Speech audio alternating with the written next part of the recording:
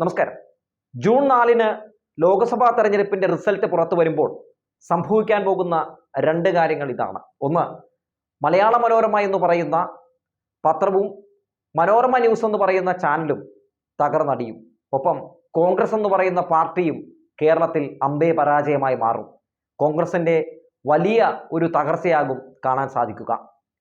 ഇതൊക്കെ എങ്ങനെ എന്ന് ചോദിച്ചാൽ, ഈ ലോക്സഭാ തിരഞ്ഞെടുപ്പിൽ UDF അനുകൂലമായ വാർത്തകൾ സൃഷ്ടിക്കുന്നതിന് വേണ്ടി കുത്തിത്തിരിപ്പ് വാർത്തകളും വ്യാജ വാർത്തകളുമൊക്കെ കുത്തിത്തിരുകി മലയാള മനോരമ നിഷ്പക്ഷ മാധ്യമം എന്ന ഒരു ലേബലിൽ കാണിച്ചു കൂട്ടിയ അധാർമിക മാധ്യമ പ്രവർത്തനം ജനങ്ങൾ നന്നായി തന്നെ വിലയിരുത്തിയിട്ടുണ്ട്. അവസാന ഘട്ടത്തിൽ മനോരമ പുറത്തുവിട്ട പ്രീപോൾ സർവേ വെറും പ്രഹസന സർവേ ആയിരുന്നു എന്ന് ജൂൺ 4-ന് എല്ലാവർക്കും മനസ്സിലാകും. ഒരിടത്തും LDF സാധ്യതയില്ല എന്ന രീതിയിലാണ് മലയാള മനോരമയുടെ പ്രീപോൾ സർവേ പുറത്തുവിട്ടത്. UDF തരംഗമാകും കേരളത്തിൽ ആഞ്ഞടിക്കുക എന്ന് പറഞ്ഞ് മലയാള മനോരമ ന്യൂസ് പുറത്തുവിട്ട പ്രീപോൾ സർവേക്ക് വേറെ ചില അജണ്ടകൾ കൂടി ഉണ്ടായിരുന്നു.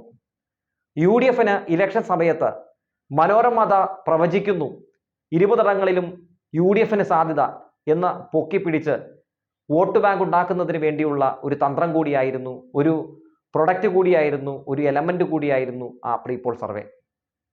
എന്നാൽ ആ പ്രീപോൾ സർവേ മുന്നോട്ട് വെച്ച് UDFനെ സഹായിക്കാൻ വേണ്ടി പല ശ്രമങ്ങൾ മനോരമ നടത്തിയപ്പോഴും LDF അതിനെ പ്രതിരോധിച്ചത് മറ്റൊരു രീതിയിലായിരുന്നു. മനോരമ ഇതിനു മുമ്പും പ്രീപോൾ സർവേകൾ നടത്തിയിട്ടുണ്ട്. അന്ന് പ്രീപോൾ സർവേ നടത്തി തോക്കുമെന്ന് പറഞ്ഞ പല ആളുകളും ഇന്ന് നിയമസഭയിലുണ്ട്. മണിയാശാൻ തോക്കുമെന്ന് പറഞ്ഞു.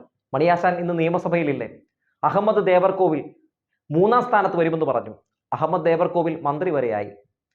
അതുപോലെ തന്നെ എത്രയെത്രയോ ആളുകൾ. മട്ടന്നൂരിൽ ശൈലജ ടീച്ചർ വലിയ ഒരു പ്രതിസന്ധിയിലാണെന്ന രീതിയിൽ അവർ പ്രചരിപ്പിച്ചു. റെക്കോർഡ് ഭൂരിപക്ഷത്തിൽ ഇവിടെ ജയിച്ചത് ശൈലജ ടീച്ചറാണ്. കഴക്കൂട്ടത്ത് താമര വിരിയും, BJP അവിടെ സീറ്റ് പിടിക്കും എന്ന് ഈ മനോരമ പ്രവചിച്ചു. എന്നിട്ട് സംഭവിച്ചോ?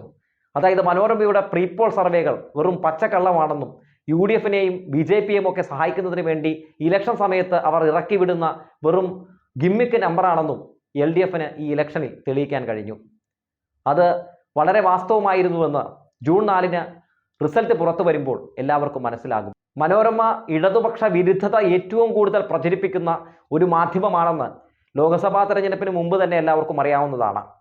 സർക്കാർ ചെയ്യുന്ന നല്ല കാര്യങ്ങളെല്ലാം തിരസ്കരിക്കുകയും സതീശനൊക്കെ കാണിക്കുന്നത് പോലെ എന്തിലും ഏതിലുമൊക്കെ കുത്തിത്തിരിപ്പുണ്ടാക്കുകയും സർക്കാർ ചെയ്യുന്ന നല്ല പ്രവർത്തനങ്ങൾ പത്രത്തിൻ്റെ ഏതെങ്കിലും ഉൾപേജിലെ ഏതെങ്കിലും ചെറിയ കോളത്തിൽ ഒതുക്കുകയും ചെയ്യുന്ന കാഴ്ചയൊക്കെ നമ്മൾ നിരന്തരം കണ്ടുകൊണ്ടിരിക്കുന്നതാണ്.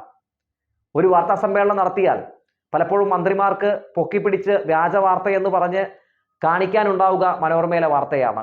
ഒരു ഘട്ടത്തിൽ മുഖ്യമന്ത്രി പോലും മനോരമയിൽ വരുന്ന വ്യാജ വാർത്തയ്ക്കെതിരെ സംസാരിച്ച കാഴ്ചയുമൊക്കെ നമ്മൾ കണ്ടതാണ്. പലയിടങ്ങളിലും മലയാള മനോരമ വരുത്തുന്നത് പോലും നിർത്തിയിട്ടുണ്ട്.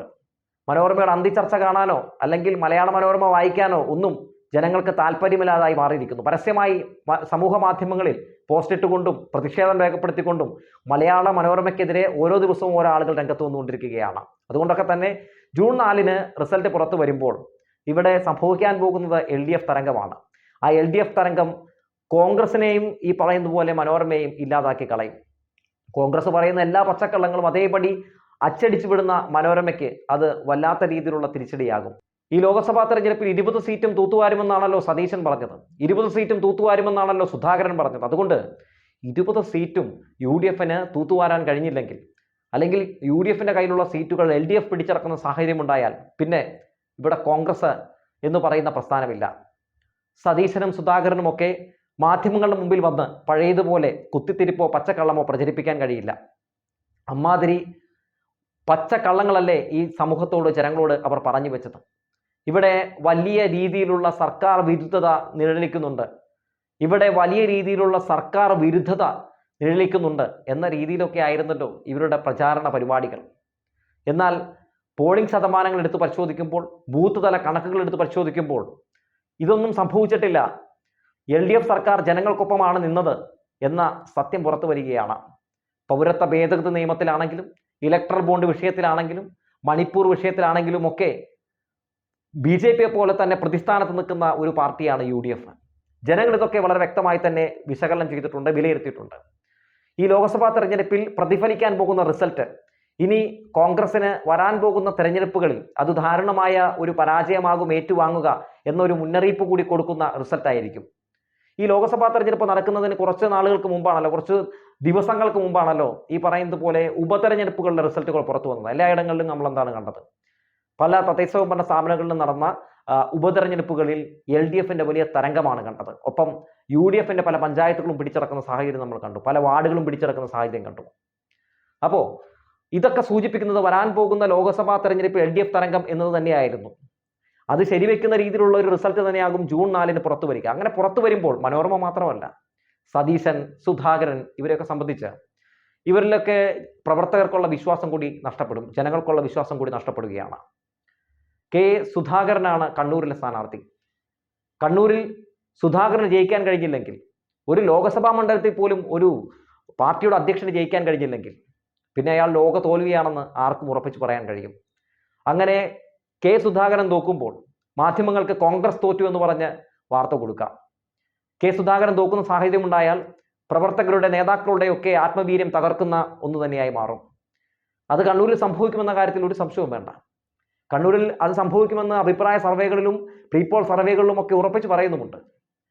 അതുകൊണ്ടൊക്കെ തന്നെ ജൂൺ 4 വലിയ പ്രതിസന്ധി നിറഞ്ഞ ഒരു ദിവസം തന്നെയാകും വലതുപക്ഷ മാധ്യമങ്ങൾക്കും ഒപ്പം ഈ പറയുന്ന സതീശനും. മനോരമ LDF തരംഗം എന്ന രീതിയിൽ പ്രീപോൾ സർവേ പുറത്തുവിട്ടപ്പോൾ വലിയ രീതിയിലുള്ള വിമർശനങ്ങൾ ഉയരാൻ തുടങ്ങിയപ്പോൾ മാതൃഭൂമിക്ക് കളി മനസ്സിലായി ജൂൺ 4 പണി പാടുമെന്ന്. അതുകൊണ്ട് മാതൃഭൂമിയുടെ പ്രീപോൾ സർവേ മൊത്തത്തിൽ മാറി മറഞ്ഞു. തുടക്കം അവർ ഇറക്കിയ പ്രീപോൾ സർവേ പോലെ ആയിരുന്നില്ല അവസാന ഘട്ടത്തിൽ. അവസാന ഘട്ടം വന്നപ്പോൾ ഏകദേശം 4 സീറ്റ് LDF പിടിക്കും എന്നവർ പറഞ്ഞു വെച്ചു.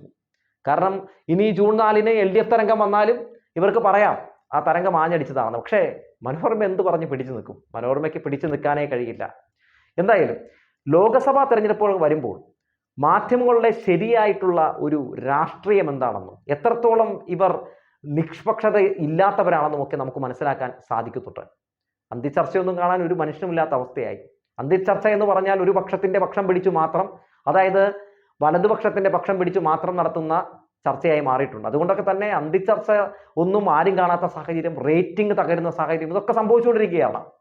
വരും ദിവസങ്ങളിൽ ഈ റേറ്റിംഗ് ഒക്കെ കുത്തനെ താഴാനുള്ള സാഹചര്യമാണുള്ളത്. എല്ലാവരും സമൂഹ മാധ്യമങ്ങളിലേക്ക് വരികയാണ്. സമൂഹ മാധ്യമങ്ങളിൽ വിശ്വാസം ആർജിക്കുന്ന ഒരു സാഹചര്യം വന്നിരിക്കുന്നു.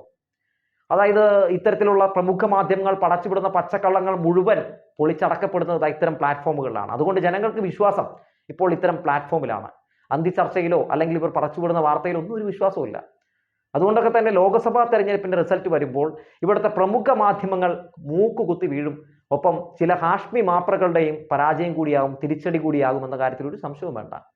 വരാൻ പോകുന്ന നിയമസഭാ ഇലക്ഷനിലും തദ്ദേശ സ്വയംഭരണ സ്ഥാപനങ്ങളിലേക്കുള്ള ഇലക്ഷനിലുമൊക്കെ LDF വലിയ തരംഗം സൃഷ്ടിച്ചുകൊണ്ട് മുന്നേറുന്ന കാഴ്ചയുണ്ടാകും.